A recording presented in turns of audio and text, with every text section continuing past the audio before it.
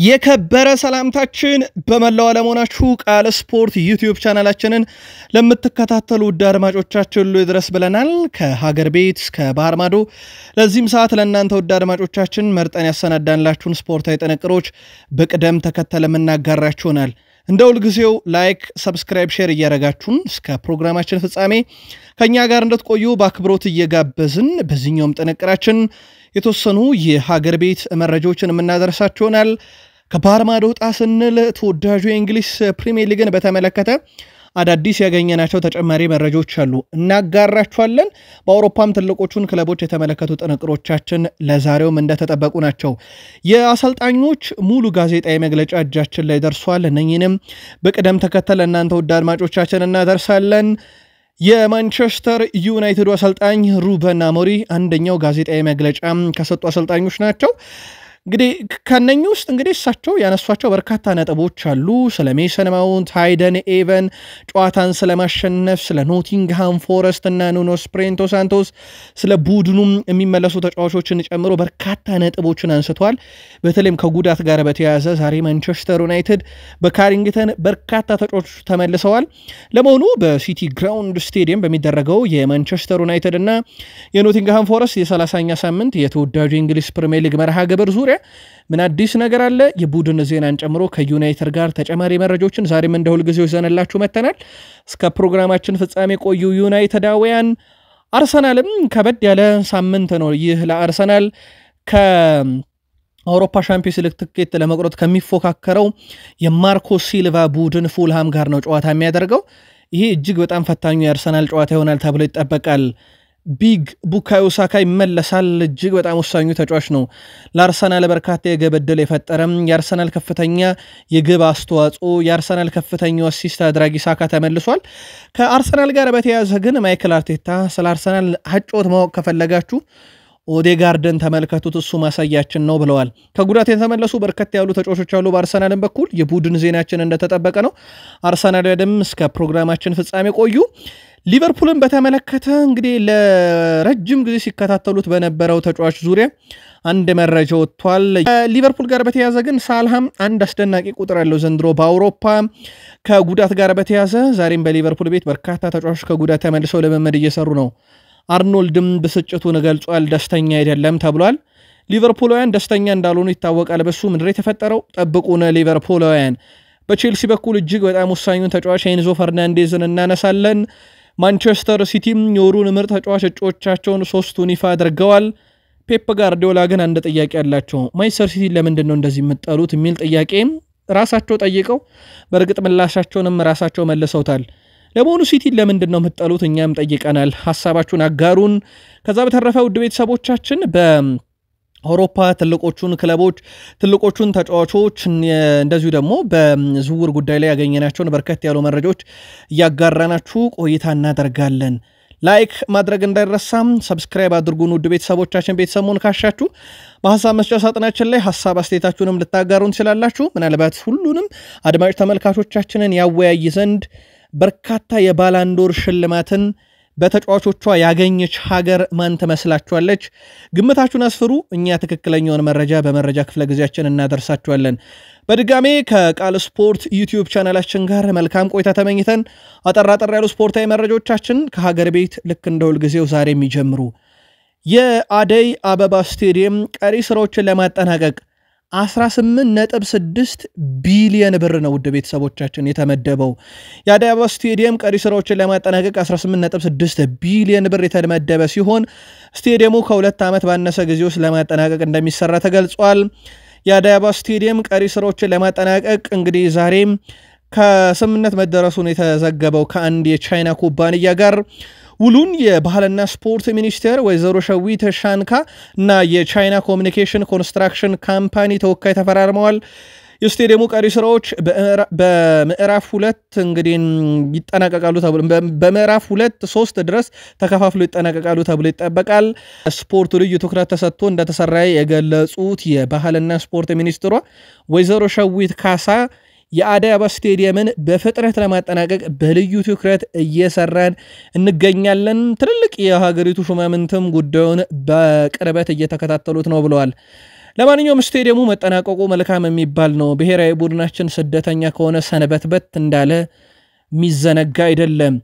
ወደ ባህር ማዶ ስፖርታዊ ጥንቅሮቻችን ደግሞ እንሻገር። ውድ ቤተሰቦቻችን በድጋሚ ከቃል ስፖርት ዩቲዩብ ቻናል ጋር መልካም ቆይታ ተመኘን።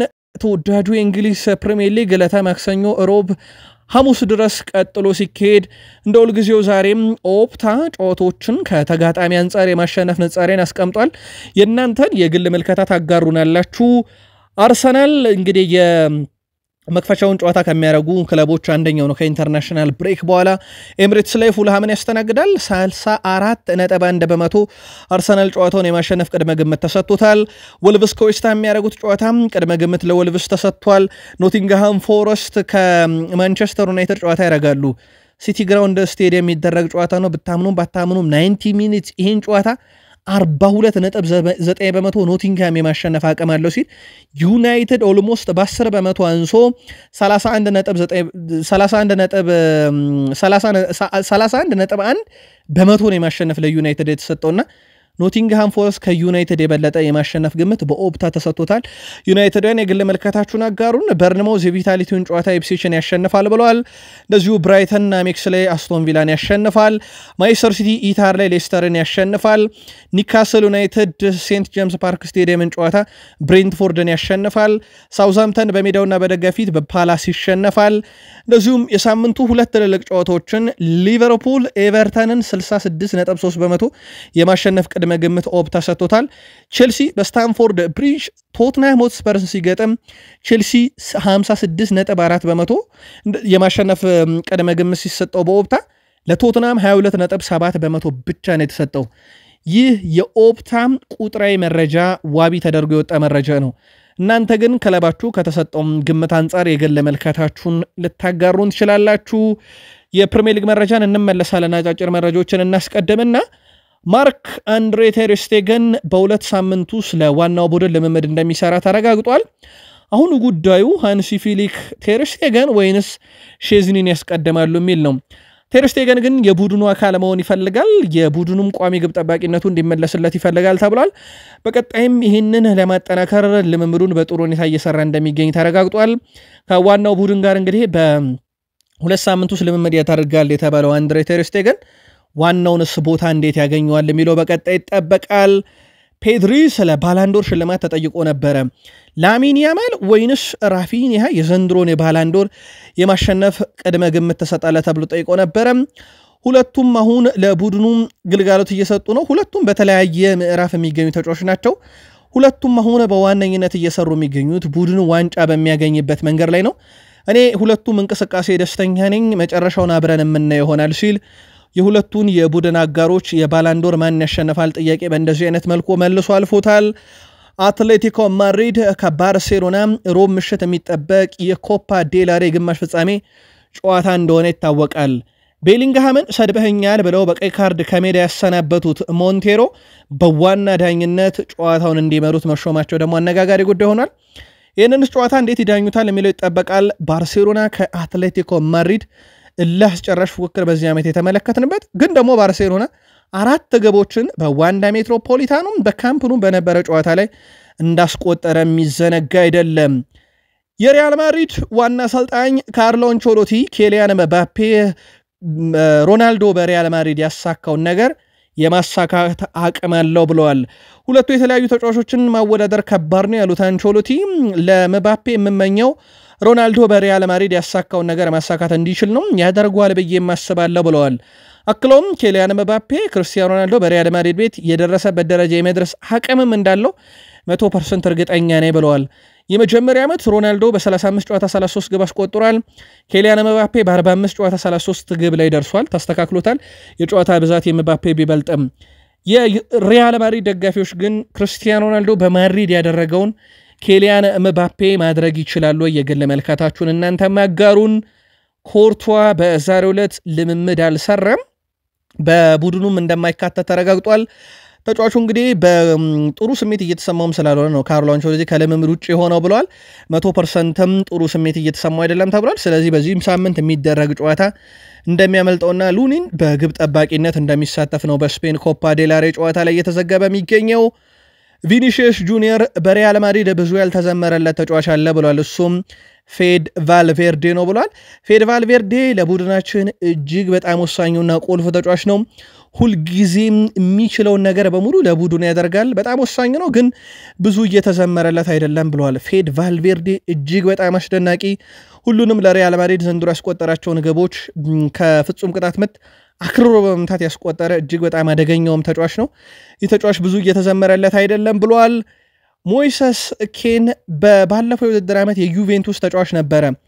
20 ጨዋታዎችን ነው ለዩቬንቱስ ባለፈው ዓመት ያደረገው፣ አንድም ግብ አላስቆጠረም በዛ 20 ጨዋታ ውስጥ። ዘንድሮ ግን አምና በዩቬንቱስ የተጫወተውን ጨዋታ የሚበልጥ ግብ አለው። በ35 ጨዋታ ለፊዮረንቲና 21 ግቦችን ማስቆጠር ችሏል።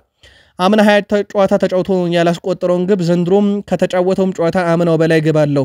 እጅግ በጣም አስደናቂ ቁጥር ነው። ይህ ተጫዋች እንደሚታወቀውም በፕሪሚየር ሊግ ክለቦች ዘንድ ስሙን በስፋት እየሰማ ነው እንደሆነ ይታወቃል። በተለይም የአጥቂ ችግር ካለባቸው ክለቦች ጋር በተያያዘ ማኑኤል ፔሌግሪኒ ስለ አንቶኒ ሐሳባቸውን አጋርተዋል። ኢስኮ ማዋጣት ይኖርብናል ብሎ ነበረ ለማስፈረም እሱን። ፔሌግሪኒ አሰልጣኙ ደግሞ 100 ሚሊዮን ዩሮ ማንቸስተር ዩናይትድ ለሱ ለምን እንዳወጣበት በአጋጣሚ እንዳልነበር አስመስክሯል ብለዋል። አንቶኒ ተግባራዊ ተጫዋች የመሆን አቅሙንም እያሳየ ነው እኛ ጋር ብለዋል። አሁን አንቶኒ ጨዋታን በብቃት ለመጨረስ ሪስክ ለመውሰድ የበለጠ እየሰራ ነው። ገና በጣም ወጣት ስለሆነም በስራ ውስጥ ብዙ መሻሻል የሚችልበት እድል አለው። በዛ ላይ ደግሞ በጣም ትሁት ተጫዋችም ነው። ትህትናውም በጣም ወድጄለታለሁ። ከአሰልጣኞች ጋር ለመነጋገር ቅርብ ነው። የአሰልጣኞችን ምክር ይቀበላል ብለው ተጫዋቹን አወድሰውበታል። 100 ሚሊዮን ዩሮ ለምን እንደወጣበት ግን አሁን በደንብ ያያችሁ ይመስለኛል ብለዋል። ዩናይትድያን አንቶኒ 100 ሚሊዮን ዩሮ ለምን እንደወጣበት ግን በሪያል ቤት እያያችሁ ነው ወይ? የእናንተን መልከት አጋሩን። በርካታ ነገሮች በእግር ኳስ ሜዳ ይፈጸማሉ። በርከት ያሉት አዝናኝ የሚሆኑ ነገሮች አሉ። እነ ሜሲ፣ እነ ሮናልዶ፣ ኔይማር ጁኒየር፣ ሮናልዲኒዮ ጎቾን የመሳሰሉ የእግር ኳስ ጥበበኞች እግር ኳስ ሜዳ ላይ ከሚያሳዩን አንዳንድ አዝናኝ ነገሮች በተጨማሪ ደግሞ ለየት ያሉም ነገሮች አሉ። አንደኛው በኖርዌይ አንደኛው ዲቪዥን ለሚጮተው ግብ ጠባቂ የተበረከተው የጨዋታ ኮከብ ሽልማት ነው። 4 ካርቶን እንቁላል ከጨዋታው በኋላ ለኮከብ ተጫዋቹ በሽልማት መልክ ተበርክቶለታል። እንደዚህ አይነት በርካታ ሽልማቶች ለየት ያሉ ሲቀርቡ እኛም ተመልክተናል። ይሄኛውም አንደኛው ለየት ያለው አጋጣሚ ነበረ። 4 ካርቶን ድርድር እንቁላል የተበረከተለት የጨዋታው ኮከብ ግብ ጠባቂ ነበረ። እናንተ በተመለከታችሁ ጨዋታ ወይም በመረጃ የሰማችሁት ለኮከብ ተጫዋች የተደረገ ለየት ያለ ሽልማት የትኛው ነበር? በሐሳብ መስጫ ሳጥናችን ላይ ልትጽፉልን ትችላላችሁ። መግቢያችን ላይ ግን አንድ ጥያቄ ጠይቀን ነበረ። በሀገር ደረጃ በርካታ ባላንዶር ያገኘች ሀገር ማናት ብለን የግል መልካታችሁን ወይም ግምታችሁን አድርሱን ብለን ነበረ። አርጀንቲና ናት 8 ባላንዶርን በማሸነፍ ያውም ደግሞ በአርጀንቲና የተጫዋች ሊዮኔል አንድሬስ ሜሲ አማካኝነት አግኝተዋለች 8ቱንም ባላንዶር። ፖርቹጋል 7 ባላንዶርን አንሳክታለች። አብዛኛው ወደ 5 የሚጠጋው በሮናልዶ ነው። ቀሪዎቹ በሁለት ተጫዋቾች ተገኝቷል። ስለዚህ በ3 ተጫዋች ነው ፖርቹጋል 7 ባላንዶር ያገኘች። ኔዘርላንድ 7 ባላንዶር በ3 ተጫዋች፣ ጀርመን 7 ባላንዶር በ5 ተጫዋች፣ ፈረንሳይ 7 ባላንዶር በ5 ተጫዋች በማግኘት ከፍተኛውን ደረጃ የያዙ ሀገራት ናቸው። ያው አርጀንቲና ናት ቀዳሚ፣ ሁለተኛ ስፍራ ላይ ፖርቹጋል፣ ኔዘርላንድ፣ ጀርመን እና ፈረንሳይ ያሉ። በተጫዋች ማነስ ደግሞ አርጀንቲና አንደኛ፣ ፖርቹጋልና ኔዘርላንድ ሁለተኛ፣ ጀርመን እና ፈረንሳይ ሶስተኛ ደረጃ ላይ የተቀመጡ ሀገራት ናቸው። ውድ ቤተሰቦቻችን ቃል ስፖርት የዩቲዩብ ገጻችን ላይ ትገኛላችሁ። ከሀገር ቤት እስከ ባህር ማዶ የተመራረጡ ስፖርታዊ ጥንቅሮችን እያጋራናችሁ እንገኛለን። ከተወዳጁ የእንግሊዝ ፕሪሚየር ሊግ ወዳገኘናቸው ተጨማሪ ስፖርታዊ ጥንቅሮቻችን እንሻገር። ላይክ፣ ሰብስክራይብ፣ ሼር ማድረግ እንዳይረሳ። ብራይተን በኖቲንግሃም ፎረስት 7-0 በሆነ ውጤት እንደተሸነፈ ይታወቃል። በዚህ ውድድር ዓመት ፋቢያን ሁዝለር ታዲያ 7-0 በተሸነፉበት ጨዋታ ወቅት በቀጥታም ተጫዋቾቻቸውን ሰብስበው ለጨዋታ ፍልስፍና ሲጠቀሙበት የነበረውን የታክቲክ መጽሐፋቸውን አቃጠሉትና የጨዋታ ታክቲክ ቀየሩ። ከዛን ጊዜ ጀምሮም በጨዋታ ተሸንፎ አያቁም። በእርግጥ በኖቲንግሃም ፎረስት ዳግም በፍጹም ቅጣት ምት ተሸንፈው ከኤፍኤ ካፑ ተሰናብተዋል። ነገር ግን በአጠቃላይ ያንን 7-0 ከተሸነፉ ጊዜ ጀምሮ ብራይተን በ7 ጨዋታ ያለመሸነፍ ጉዞ ላይ ግን ይገኛል። 6 አሸንፎ 1 አቻ ወጥቷል። የፍጹም ቅጣት ምቱን ሳይጨምር ማለት ነው። ፋቢያን ሁዝለር ትክክለኛ ስራ የሰሩ ይመስላል። ታይም ስፖርት አነጋጋሪ ውሳኔ ብሎ በፌት ገጹ ላይ ይዞት ከወጣው ነው መግቢያችን ላይ ለምን ማንቸስተር ሲቲን የምትጠሉት ብለን ጥያቄ ያቀረብን ፔፕ ጋርዲዮላ ናቸው ይሄን ጥያቄ ያቀረቡት በርግጥ ዛሬ በነበራቸው ጋዜጣዊ መግለጫ ላይ ከይቅርታ ጋር ማንቸስተር ሲቲ ኤፍኤ ካፕ ግማሽ ፍጻሜ ተፋላሚ ሆኗል በጣም አዝናለሁ እኛን ለምትጠሉ ብለዋል አሰልጣኝ ፔፕ ጋርዲዮላ ሁሉን ነገር የሚያሸንፍ ቡድን እንደሚጠላ አውቃለሁኝ ለዛም ነው ማንቸስተር ሲቲን አብዛኞች የሚጠሉት እኛ ከምንገጥማቸው ክለቦች በተቃራኒ ናቸው ሁሉም ከሲቲ ደጋፊ ውጪ ሁሉም ሰው እኛን መሸነፍ በየሳምንቱ ይጠብቃል ሁሉም ሰው እኛ ተጋጣሚ ደጋፊ ሆኖ ነው የሚቀርበው ይህ የሆነበት ዋነኛ ምክንያት ዋንጫዎችን ጠራርገን ስለምንወስድባቸው ነው ብለው ፔፕ ጋርዲዮላ እኛን ለምን ትጠላላችሁ ላሉት ራሳቸው ጠይቀው ራሳቸው ከመለሱት ምላሽ ነው በአሰልጣኝ ፔፕ ጋርዲዮላ የሚመሩት ማንቸስተር ሲቲዎችም የወርሃ መጋቢት የወሩ ምርጥ ተጫዋች 3 እጩዎቻቸውን በዛሬው ዕለት ይፋ አድርገዋል በዚህ መሰረት ኤርሊንግ ብሩት ሃላንድ ኒኮ ኦሪየል እንዲሁም ደግሞ ኦማር መርሙሽ የማንቸስተር ሲቲ የወሩ ምርጥ ተጫዋች እጩ ሆነው መቅረብ ችለዋል ለሞኔ ማንቸስተር ሲቲ ደጋፊዎች በወሩስ ለእናንተ ምርጡ ተጫዋቻችሁ ማን ነበረ በሐሳብ መስጫ ሳጥናችን ላይ ልታሰፍሩልን ትችላላችሁ ከሰማዮቹ ጋር በተያዘ ያው የማርች ወር ተጠናቀቀ ኤፕሪል 1 ጀምሮ እንግዲህ ጨዋታዎች ሲደረጉ በስታንፎርድ ብሪጅ ኤፕሪል 3 ከቶትናም ሆትስፐርስ ጋር ጨዋታቸውን በማድረግ ይጀምራሉ ከኢንተርናሽናል ብሬክ በኋላ በማርች ወር ወይም በተጠናቀቀው ወር ላይ ግን የቼልሲውን ተጫዋች ኤንዞ ፈርናንዴዝን ያክል ብዙ የግብ ዕድል የፈጠረ አንድም ተጫዋች አናገኝም እጅግ በጣም አስደናቂ የሚባል ነው 8 የግብ ዕድሎችን የፈጠረ ብቸኛው ተጫዋች ነው በዚህ ወር ላይ ብሩኖ ፈርናንዴስ 7 ሁለተኛ ነው ከዛ በኋላ አዳም ወርተን መሐመድ ሳላ ሉዊስ ዲያዝ ማርቲኖ ኦዴጋርድ 6 እናገኛለን 5 የግብ ዕድሎችን የፈጠሩት ደግሞ ጆን ቤልግሬድ ከወልቨርሃምፕተን ለዚሁም ሊያፍ ዴቪስ ከኤፕስዊች ታውን 5 እናገኛለን ጃክ ክላርክ እና ኤኬ ጉንዶዋን ከማንቸስተር ሲቲ እና ከኤፕስዊች ታውን 4 አላቸው ቀዳሚውን ስፍራ የሚይዝ ግን የግብ ዕድሎችን በመፍጠር የቼልሲው ኤንዞ ፈርናንዴዝ ነው በርግጥ በቼልሲ ቤት በብዙ ነገር ከተሻሻሉ ተጫዋቾች አንደኛው ነው እነ ፓልመር ሲጠፉ አሁንም በወጥ በቃት ቼልሲ ቤት እየተመለከት ነው የምንገኘው አንደኛው ተጫዋች ነው ማለት ይቻላል ትሬንት አሌክሳንደር አርኖልድ ጉዳት ላይ እንዳለ ይታወቃል በሚያዚያ ወር መጨረሻ ወይም ደግሞ በአንድ ወር ጊዜ ውስጥ ወደ ሜዳ ይመለሳል ተብሎ ይጠበቃል ስለዚህ ጥቂት የፕሪሚየር ሊግ ጨዋታዎች ላይ ነው ሊደርስ የሚችለው ተጫዋቹ ምናልባት ሊቨርፑል ደግሞ ዋንጫውን አንስቶም ሊደርስ ይችላል ተጫዋቹ ግን በሊቨርፑል ደጋፊዎች ምላሽ ደስተኛ አይደለም ተብሏል ሰሞኑን ወደ ሪያል ማድሪድ እንደሚያቀና እርግጥ ከሆነ በኋላ በርካታ ሊቨርፑልያን በማህበራዊ ትስስር ገጽ ተቃውሞ ያቀረቡበት መለያውንም ሲያቃጥሉ ተመልክተናል በዚህም ተጫዋቹ ደስተኛ አይደለም ተብሏል እነ ፖል ሜርሰን ሁሉንም ነገር አድርጎ ጨርሷል መሄድ ይገባዋል እነ ማይክል ኦዌንም የለም እሱ የሚገባውን ነገር ዋንጮችን ክብረት ሰክቷል ለአዲስ ፈተና መሄዱ ልክ ነው ሲሉ በተቃራኒው ደግሞ እነ ጄሚ ካራገር አርኖልድ ቢሄድ ሌላ አርኖልድ እናመጣለን እያሉ ነበረ የሊቨርፑል ደጋፊዎች የእናንተን መልከታ ሐሳብ አስተያየት መስጫ ሳጥናችን ላይ ያስፍሩልን ኤቨርተን ከሊቨርፑል የዚህ ሳምንት ትልቁ ጨዋታ እንደሆነ ይታወቃል በዝውውር መስኮቱ ደግሞ ብዙ ተጫዋች ሲቀያየሩ አንሰማም እነኚህ ሁለት የመርሳይድ ተቀናቃኝ ክለቦች ኤቨርተን 25 ሚሊዮን ዩሮ መደበዋል ነው የተባለው ይህንን ገንዘብ ደግሞ የመደቡት ለሊቨርፑሉ የክንፍ ተጫዋች ቤንዶክ ነው አሁን በውሰት ለሚድልስብሮ እየተጫወተ ይገኛል የ19 ዓመቱ ስኮትላንዳዊ ተጫዋች በኢንተርናሽናል ብሬክ ከስኮትላንድ ብሔራዊ ቡድን ጋር አስደናቂ ጊዜን ያሳልፈው ነበርና የኤቨርተን ስካውቶችን ተመልክተውታል ተጫዋቹ ባሳየውን በቃት ደስተኛ ናቸው ግን ሊቨርፑል ለመርሳይድ ክለብ በቋሚ ዝውውር ይሸጧል ወይ የሚለው የሚጠበቅ ነው ትልቅ ገንዘብ ነው ግን ለሊቨርፑል ኤቨርተን ለማቅረብ ያቀደው ጆ ጎሜዝ ለብቻው ቀለል ያሉ ልምምዶችን ሲያደርግ ተመለከትን በተቃራኒው ግን አሊሰን እና ሪያን ግራቨንበርች በጉዳት ምክንያት ከብሔራዊ ቡድን ቢቀነሱም ለመርሳይድ ደርቢው ጨዋታ የመድረስ ዕድላቸው ሰፊ እንደሆነ አሰልጣኝ አርኔ ስሎት በጋዜጣዊ መግለጫ ላይ ያረጋግጧል ሁለቱም ቀለል ያሉ ልምምዶችን ሰርተዋል ስለዚህ ለሮብ ይድረሱ አይድረሱ የሚለውን ደግሞ ጨዋታው ሲቃረብ እንወስናለን ብለዋል አሁን ባለው ሂደት ግን የመድረስ ዕድላቸው እጅግ በጣም ሰፊ ነው ብለዋል በርግጥ ሪያን ግራቨንበርች ነው እንጂ ካልደረሰ የሚያስቆጫቸው በግብ ጠባቂ እንኳን ኮኦማኒ ኬለር በራሱ የሚታማ አይነት ግብ ጠባቂ እንዳልሆነ ይታወቃል በውድድር ዓመቱ በርካታ ፍጹም ቅጣት ምቶችን በማስቆጠር ሳላህ ቀዳሚ ተጫዋች ነው 9 ያለው በአውሮፓ ከተመለከተን ደግሞ ከሃሪኬን እኩል 9 ይኖረዋል በፕሪሚየር ሊግ ግን የሳላህን ያክል ፍጹም ቅጣት ምት ዘንድሮ ያስቆጠረ የለም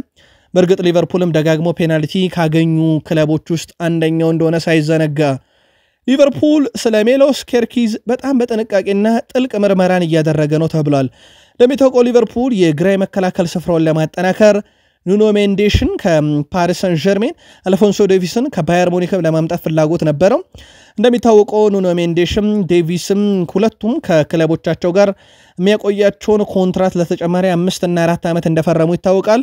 አሁን ከምርጫቸው ወይም ከያዟቸው ቅዶች የቀራቸው ሜሎስ ኬርኪዝን ነው። ይህንንም ተጫዋች በተመለከተ አሁንም ጥልቅ የሆኑ ምርመራዎችን በማድረግ ላይ መሆናቸውን ሚረር ስፖርት አስነብቧል።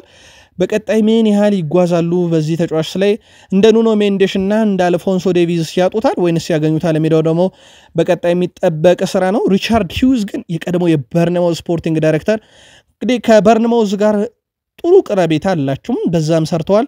አብዛኞቹን የአሁኑን የበርንማውዝ ተጫዋቾች እሳቸው እንዳመጡ ይታወቃል። አሁን እሳቸው በሊቨርፑል ነው ያሉት። ይህንን ተጫዋች ያስኮበሉታል የሚለው የሚጠበቅ ነው የሚሆነው። በዚህ ሲዝን ባሳዩት አቋም መሰረት የአውሮፓ 5 ታላላቅ ሊጎች ውስጥ ከ1 እስከ 20 ክለቦችን እንግዲህ ይፋ ተደርገዋል። ይህንን መረጃ ይዞት የወጣው ስኩዋካ ነው። ይዞት በወጣው መረጃ መሰረት ሊቨርፑል በዚህ ዓመት እስካሁን ባደረገው እንቅስቃሴ የአውሮፓ ቀዳሚው ቡድን ተብሎ ተመርጧል።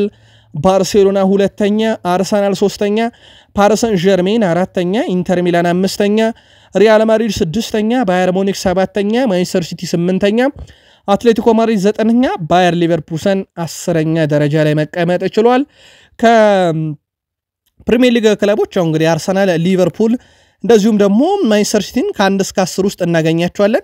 ሌሎች የፕሪሚየር ሊግ ክለቦችን ካየን ኒካስል 11ኛ፣ ቼልሲ 12ኛ ደረጃ ላይ ሲቀመጥ አስቶን ቪላ 14፣ ብራይተን 16፣ ክሪስታል ፓላስ 17 እንደዚሁም ኖቲንግሃም ፎረስት 19ኛ ደረጃ ላይ መቀመጥ ችሏል።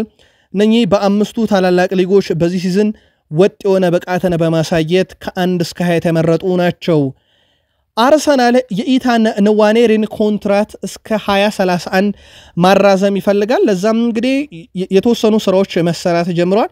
በእርግጥ ከቀጣይ ሳምንታት ጀምሮም ትልቅ ነገሮችን እንሰማለን በአርሰናል የኮንትራት ማራዘም ሂደት። የኢታን ንዋኔሪም ከወቅታዊ ብቃት ጋር በተያያዘ አምና በዚህ ሰዓት ከነበረው ዋጋ ጋር ካነጻጸር ነው 25 ሚሊዮን ዩሮ ጭማሪ አሳይቷል። አምና ወደ 30 ሚሊዮን ዩሮ የነበረው ተጫዋቻቸው አሁን 55 ሚሊዮን ዩሮ የዝውውር ሂሳብ አለው ብሏል ትራንስፈር ማርኬት። ተጫዋቹም በሌሎች ክለቦች አይን ውስጥ ነውና በአርሰናል አስቀድመው ኮንትራቱን ነገር ለመጨረስ ቀጣይ ሳምንት ትልቅ ስራ ይጠብቃቸዋል። ማይክል አርቴታ የማርቲን ኦዴጋርድ አጨዋወት መንገድ አርሰናልን የሚገልጽ ነው ብሏል። የእሱ አጨዋወት በሙሉ አርሰናልን ይገልጻል። በእንደዚህ አይነት መንገድ ነው መጫወት የምንፈልገው። ከኳስ ጋር በደንብ ምቾት የሚሰማቸው ተጫዋቾች አሉን። ለዚህ ደግሞ ማሳያው ማርቲን ኦዴጋርድ ነው ተብሏል። ኦዴጋርድ በቅርብ ወራት ውስጥ በተለይም ከፍተኛ ትችት እያስተናገደ ነበረ። ፍሬ አልባ ኳሶችን ያበዛል በሚል በተለይም ወደፊት 3ኛ የሜዳ ክፍል ላይ አሁን ግን ሳካ መጥቶለታል። ስለዚህም ወሳኙ አጣማሪው ከመጣስ በኋላ ምን አይነት እንቅስቃሴ ያሳያል የሚለው የሚጠበቅ ነው የሚሆነው። ማይክል አርቴታ ግን ኦዴጋርድ የኛ መገለጫ ነው ብለዋል። ዩሊያን ቲምበር በሀገራት ጨዋታ ጊዜ ላይ ከታመመ በኋላ እንግዲህ ከብሔራዊ ቡድን ስብስብ ውጭ እንደነበረ ይታወቃል። ማይክል አርቴታም በጣም ክፉኛ መታመሙን ገልጿል። ነገር ግን ባለፉት ጥቂት ቀናት ውስጥ ጥሩ ስሜት ተሰምቶታል፣ ለጨዋታው ብቁ ሊሆን ይችላል ሲሉ ሐሳባቸውን አጋርተዋል። ያው ሳካም እንደሚመለስ አረጋግጠዋል። የአርሰናል የፕሪሚየር ሊጉ ትልቅ እድሎችን በመፍጠር ሳካን የሚስተካከለው የለም። በፕሪሚየር ሊጉ 2ኛ ነው፣ በሳላህ ይበለጣል። ከዛ ውጪ ደግሞ በርካታ የግብ አስተዋጽኦችን በማድረግ ቀዳሚ ነው። በርካታ አሲስቶችን በማድረግ 10 ከአርሰናል ሁሉም ተጫዋቾች ቀዳሚ ነው። ይህ ተጫዋቻቸውን የተመለሰላቸው ምንም ጥርጥር የለውም። አርሰናል በቀጣይ ከፕሪሚየር ሊጉ በላይ በአውሮፓ ሻምፒዮንስ ሊጉ ከሪያል ማድሪድ ጋር በሚያደርጋቸው ጨዋታ ላይ የዚህ ተጫዋች ወሳኝነት በትልቁ የሚጠበቅ ነው የሚሆነው። በፕሪሚየር ሊግም ጨዋታ ላይ ግን መመለሱ ተረጋግጧል። የኢንተርናሽናል ብሬክ ረፍት በኋላ የተወዳጁ የእንግሊዝ ፕሪሚየር ሊግ ተጠባቂ መርሃ ግብሮች ውስጥ አንደኛው በአርሰናልና በፉልሃም መካከል የሚደረገው ጨዋታ ነው። አርሰናል ዕለተ እንግዲህ ማክሰኞ በእንግሊዝ ፕሪሚየር ሊግ ለአውሮፓ ሻምፒዮንስ ሊግ ለመሳተፍ ጥረት ከሚያደርገው ፉልሃም ጋር ነው ጨዋታውን የሚያደርገው። የሚኬል አርቴታ ቡድን 58 ነጥቦችን ይዞ በሁለተኛ ደረጃ ላይ የሚገኝ ሲሆን ከመሪው ሊቨርፑል በ12 ነጥብ ርቆም የዋንጫ ተስፋውን እንግዲህ እስከ መጨረሻው ለመሞከር ሲታገል የማርኮ ሲልቫው የክራቨን ኮቴጁ ክለብ ፉልሃም በበኩላቸው 45 ነጥብ ይዘው በ8ኛ ደረጃ ላይ የሚገኙ ሲሆን ከአራተኛ ደረጃ ላይ ከሚገኙ ቼልሲ በ4 ነጥብ ብቻ ይርቃሉ። ያ ደግሞ ለአውሮፓ ሻምፒዮንስ ሊግ ለመሳተፍ አሁንም እድል እንዳለው ይጠቁማል። ታዲያ የአውሮፓ ሻምፒዮንስ ሊግ ትኬትን ለመቁረጥ በሚታገለው ፉልሃም እና ፕሪሚየር ሊጉን እስከ መጨረሻው ከሊቨርፑል ጋር ለመፋለም ጥረት በሚያደርገው አርሰናል መካከል የለንደን ደርቢ ጨዋታ ማክሰኞ ምሽት 3:45 ሲል የሚጀምር ይሆናል። ማንቸስተር ዩናይትድ እጅግ በጣም ወሳኙን ጨዋታ ደግሞ ከኖቲንግሃም ፎረስት ጋር ወደ ሲቲ ግራውንድ አቀንቶ ማክሰኞ ምሽት 4 ሰዓት ላይ ያደርጋል። ከዚህ ጨዋታ ጋር በተያያዘ በጨዋታው የኋላ መስመር ተጫዋቹ ሃሪ ማጓየር እና ሌኒየሮ ዝግጁ መሆናቸውን አሰልጣኝ ሩበን አሞሪም ያረጋግጠዋል። በሌላ በኩል የመስመር ተጫዋቹ ሉክ ሾም አሁንም ወደ ሜዳ ለመመለስ ዝግጁ አለመሆኑን ጠቅሰዋል። ከቡድኑ ጋር በዛሬው ዕለት ልምምድ ሲሰራ ተመልክተናል፣ ነገር ግን ለጨዋታ 100% ዝግጁ አይደሉም ብለዋል። የመሃል ሜዳ ተጫዋች ኮቢ ሜኖ በኩሉም ከጉዳቱ በማገገም ወደ ሜዳ ለመመለስ መቃረቡን ገልጿል፣ ግን ልምምድ እየሰራ አይደለም ከቡድኑ ጋር። ሃይደን ሄቨን ያጋጠመው ጉዳት የተፈራውን ያህል ከባድ አይደለም፣ የውድድር ዘመኑ ከመጠናቀቁ በፊት ወደ ሜዳ ይመለሳል ብለዋል። ግን ቀኑን በይፋ አላስቀመጡትም፣ ግን እሱም ልምምድ እንዳልጀመረ እንደዚሁ ተረጋግጧል። የማንቸስተር ዩናይትድ ዋና አሰልጣኝ ሩበን አሞሪም ቡድናቸው ሊጉን በተሻለ ደረጃ ሰንጠረዥ ለመጨረስ በቂ ቀሪ ጨዋታዎች እንዳሉት ገልጸዋል። በምን ደረጃ ላይ እንደምንጨርስ አላውቅም ያሉት ሩበን አሞሪም ነገር ግን ጨዋታውን ማሸነፍ እንፈልጋለን፣ በራስ መተማመናችን አሁን ጨምሯል ብለዋል። አክለውም በተሻለ ደረጃ ለመጨረስ አሁንም በቂ ቀሪ ጨዋታዎች አሉን ብለዋል። ወደ 9 የሚጠጉ የፕሪሚየር ሊግ ጨዋታዎች አሉ፣ ማሸነፍ እንፈልጋለን፣ ትኩረታችንም እሱ ነው ብለዋል። ራሽፈርድ እያሳየ ስለሚገኘው ጥሩ አቋም ያነሱት ሩበን አሞሪም ትኩረት የማደርገው ተጫዋቾቼ ላይ ነው፣ ራሽፈርድ አሁን ላይ የኔ ተጫዋች አይደለም ብለዋል። ነገር ግን በውሰት የሰጡት ተጫዋች ጥሩ ሲጫወት በማየት ደስተኛ ነኝ፣ ምክንያቱም ለክለቡ ይሄ ጥሩ ዜና ነው ብለዋል። ያው በትልቅ ገንዘብ ለመሸጥ ያዋጣዋል ለማንቸስተር ዩናይትድ። ኑኖ ስፕሪንቶ ሳንቶስ በሰራው ነገር አልተገረምኩም፣ ጥሩ አሰልጣኝ እንደሆነ አውቃለሁኝ፣ አስደናቂ ነገር እየሰራ ነው፣ ነገር ግን እኛ ጨዋታ ማሸነፍ መቀጠል አለብን ሲሉ ስለ ኖቲንግሃም ፎረስትም በዛው በሰጡት ሐሳብ ላይ አንስተዋል። እሳቸው ስላነሱት ማርከስ ራሽፎርድ ግን እንደ መረጃ እናደርሳችሁ። ለሚታወቀው ማርከስ ራሽፎርድ ማንቸስተር ዩናይትድን ለቆ ወደ አስቶን ቪላ ካመራ በኋላ 6 የግብ አስተዋጽኦች አሉት፣ 4 አሲስት እና 2 ግብ። እሱ ወደ አስቶን ቪላ ከሄደ በኋላ በግብ አስተዋጽኦ የሚበልጡት 3 ተጫዋቾች ብቻ ናቸው። ሳላህ እና ብሩኖ ፈርናንዴዝ 10 የግብ አስተዋጽኦ አላቸው። ሌላኛው የክለብ አጋሩም ማርክ አሴንሲዮ ወደ 7 የግብ አስተዋጽኦ አለው፣ እሱ ደግሞ 6 አለው ማርከስ ራሽፎርድ። ስለዚህ በ3 ተጫዋች ብቻ ነው የሚበለጠው። ንጻሬው ግን እጅግ በጣም አስገራሚ የሚባል ነው። ሌላኛው እሳቸው ያነሷቸው የተወሰኑ ተጫዋቾች አሉ። አንደኛው ስለ ሜሰን ማውንት ነው። ሜሰን ማውንት የተሻለ ስሜት እየተሰማው ነው፣ ነገር ግን ባለፈው ጨዋታ ላይ ተጠባባቂ ነበር። ኮቢ ሊመለስ ተቃርቧል፣ ነገር ግን ለዚህ ጨዋታ ዝግጁ አይደለም። ስለዚህ ሜሰን ማውንትም ለጨዋታው ሊኖር ይችላል ሲሉ ሐሳባቸውን አጋርተዋል። ሌላኛው እሳቸው ቡድኑን ሮቴት ከማድረግ ጋር በተያያዘ ጠይቀው ነበረ። ተጫዋቾችን ለውድድር ማዘጋጀት ወይም ማቀየር እንዲሁም የተለያዩ አማራጮች የሚሰጡ የተለያዩ ባህሪ ያላቸውን ተጫዋቾች መጠቀም ለኛ አስፈላጊ ነው። ቡድኑ ለሚጠቀመው ነገር በሙሉ ዝግጁ ነው ብዬ ለሚጠብቀው ነገር በሙሉ ዝግጁ ነው ብዬ አስባለሁ። ስለዚህ እኔም ለጨዋታ ዝግጁ የሆኑ ተጫዋቾችን እያፈራረኩ እጠቀማለሁ ብለዋል። በሲቲ ግራውንድ ግን በርከት ያሉ ደጋፊዎች ተገኝተው ክለባቸውን እንዲያበረታቱ ጥሪ አቅርበዋል። በተለይም ደግሞ ጨዋታ ለማሸነፍ ደጋፊዎች ከኋላ መኖር አለባቸው ብለዋል። ያው የዩናይትድ ደጋፊዎች ቡድናቸው ውጤት ይጣ እንጂ በየስቴዲየሙ እየዞሩ ቡድናቸውን ከመደገፍ እንግዲህ ሰንፈው አያውቁም። እሳቸውን በእርግጥ ይህንን ነገር ከደው ያውቁም፣ አሁንም ድጋፍ ያስፈልገናል ብለዋል። ማንቸስተር ዩናይትድ ቀጣዩን የውድድር ዓመት በፕሪሚየር ሊጉ በጥሩ ደረጃ አጠናቆ ለመጀመር ወይም ደግሞ የቀጣዩን የውድድር ዓመት በራስ መተማመን ላይ መጨመር የዘንድሮ ደረጃ ሰንጠረዡም ለውጡ እጅግ በጣም አስፈላጊ የሚባል ነው። ለዩናይትድ ግን ህልውን ነው ያለው አሁንም ኢሮፕ ሊጉ ላይ ነው። በተለይም ደግሞ በኢሮፕ ሊጉ አሁን ከኦሎምፒክ ሊዮን ጋር ነው የደረሰው። ኦሎምፒክ ሊዮን ጥሩ ሳምንት እያሳለፈ አይደለም። በዚህ ሳምንት ሽንፈት ገጥሞታል፣ 4-2 ሽንፈት ገጥሞት ነበረ። ስለዚህ በማንቸስተር ዩናይትድ ተጋጣሚ በኩል ጥሩ የስነልቦና ሳምንት አልነበረም። ዩናይትድ ደግሞ ገና የመጀመሪያውን ጨዋታ ከኢንተርናሽናል ብሬክ በኋላ የሚያደርገው ከኖቲንግሃም ፎረስት ጋር ነው። የኑኖ ስፕሪንቶ ሳንቶስ ቡድን ዘንድሮ ለፕሪሚየር ሊጉ ተአምር የሆነ ቡድን ነው። ምናልባት ከሌስተር ሲቲ በኋላ ሰርፕራይዝ የሚያደርገው ቡድን ኖቲንግሃም ፎረስት ይመስላል። አሁን በፕሪሚየር ሊጉን በደረጃ ሰንጠረዡ ከሲቲ በ6 ነጥብ ከቼልሲ በ5 ነጥብ ልቆ ሶስተኛ ደረጃ ላይ የተቀመጠ ቡድን ነው። ቀላል ተጋጣሚ አይደለም። ዩናይትድ ከሜዳ ውጭ ወጥቶ ነው በዛ ላይ የሚገጥመው። ፕሪሚየር ሊጉን ዩናይትድ በዚህ ሁኔታ ከ10 በታች ሆኖ ያጠናቅቃል ወይ? ዩናይትዳውያን በሐሳብ መስጫ ሳጥናችን ላይ የግል መልከታችሁን አጋሩን። እኛ ግን ከቃል ስፖርት ዩቲዩብ ቻናላችን ከሀገር ቤት ከባህር ማዶ ለዚህ ሰዓት መርጠን ያሰናዳላችሁ ስፖርታዊ ጥንቅራችን ፍጻሜያቸው እዚህ ጋር ሆነ። ከጥቂት ደቂቃዎች በኋላ ተመልሰን እንገናኛለን። ሰብስክራይብ አድርጋችሁ የደወል ምልክቷን ከተጫናችሁም ታገኙናላችሁ። ለአብሮነት ቆይታችሁ ግን ከልብ አመስግነን የአሁኑን ጥንቅር እዚህ ጋር ቋጨን። ሰናይ ጊዜ